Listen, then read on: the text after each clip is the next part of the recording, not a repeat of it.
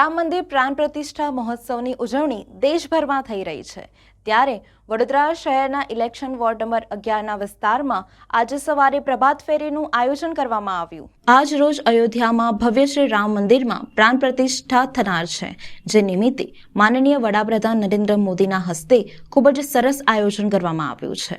વડોદરાના અલગ અલગ વિસ્તારોમાં પણ સવારથી જ કાર્યક્રમોનું આયોજન કરવામાં આવ્યું હતું।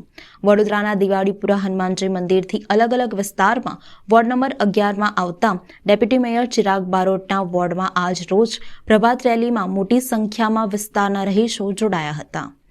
વોર્ડ નંબર 11ના પ્રમુખ જયેશભાઈ પરમારના નેતૃત્વમાં આયોજન કરવામાં આવ્યું હતું, જેમાં ઉપસ્થિત પ્રદેશ મહિલા મોરચાના મંત્રી સીમાબેન મોહિલે, કાર્યાલય મંત્રી યુવા મોરચાના ગૌરવ ગામિત, પૂર્વ કાઉન્સિલર શકુંતલાબેન તથા મોટી સંખ્યામાં કાર્યકર્તાઓ નાના બાળકોથી લઈને રાનેશ્વર હરિભક્તિ સ્કૂલના બાળકો, વિદ્યા ભારતી સ્કૂલના બાળકોથી લઈને નર્સિંગ કોલેજની વિદ્યાર્થીનીઓ રેલીમાં જોડાયા હતા।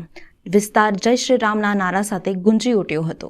સ્કૂલના બાળકો દ્વારા એક સરસ રંગારંગ કાર્યક્રમ રાખવામાં આવ્યો હતો, જ્યારે આખા દિવસ દરમિયાન કાર્યક્રમમાં ભજન કીર્તન, મહાઆરતી, સાંજના સમયે આતિશબાજી કરવામાં આવશે। આજે આ ઐતિહાસિક દિવસે વડોદરા દિવાળીપુરા ખાતે કષ્ટભંજન હનુમાનજી દિવાળીપુરા મંદિર ખાતે આજે રામના મય રંગાઈ ગયા છે। તેમાં અહીંના દરેક મારા કાર્યકર્તા મિત્રો, સ્કૂલ, અર્ચનાબેન, શકુંતલાબેન, નર્સિંગ કોલેજના સ્ટુડન્ટ, સિનિયર સિટીઝન, આરએસએસના સભ્યો બધા સાથે મળીને આજે પ્રભાત ફેરીનું આયોજન કર્યું। ખૂબ મોટી સંખ્યામાં રંગે રંગાયા, ખૂબ જ બધાએ આનંદ કર્યો। તે બદલ હું બધાને શુભેચ્છા આપું છું। જય શ્રી રામ। શ્રી હરિભક્તિ રાણેશ્વર વિદ્યાલય જે વાસના ખાતે આવેલી છે, તેના આજે આશરે 150થી 200 બાળકો કષ્ટભજન હનુમાનજી દ્વારા એક રેલી કાઢવામાં આવેલી હતી, ત્યારે એમાં સાથે બાળકો જોડાય છે। આજે તમે જોશો કે બાળકોને ખૂબ ઉત્સાહ અને અનેરો આનંદ છે। આજે જ્યારે રામ પોતાના મૂળ સ્થાને આવવાના છે, ત્યારે બાળકોને ખૂબ ઉત્સાહ અને આનંદની લાગણી છે।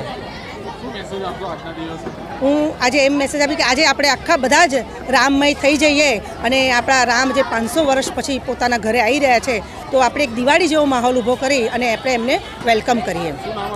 અર્ચના પટેલ, ભારતીય જનતા પાર્ટી શહેર મંત્રી। 22 જાન્યુઆરી 2024ની જે આતુરતાથી રાહ જોઈ રહ્યા હતા આખો દેશ, એ દિવસ આજે આવી ગયો છે। ભગવાન શ્રી રામ એમના નિજ મંદિરમાં આજે પધારશે અને એ ઉત્સવના અનુસંધાનમાં વડોદરા દિવાળીપુરા ખાતે કષ્ટભંજન હનુમાનજી અને વોર્ડ નંબર 11ના સૌ કાર્યકર્તાઓ દ્વારા આજે પ્રભાત ફેરીનું આયોજન કરવામાં આવ્યું હતું। તમે જોઈ શકો છો કે કેટલો ઉત્સાહ અને કેટલો ઉમંગ બધામાં છે અને આખા વિસ્તારમાં સૌ કોઈ શ્રી રામના રંગમાં રંગાઈ ગયા છે।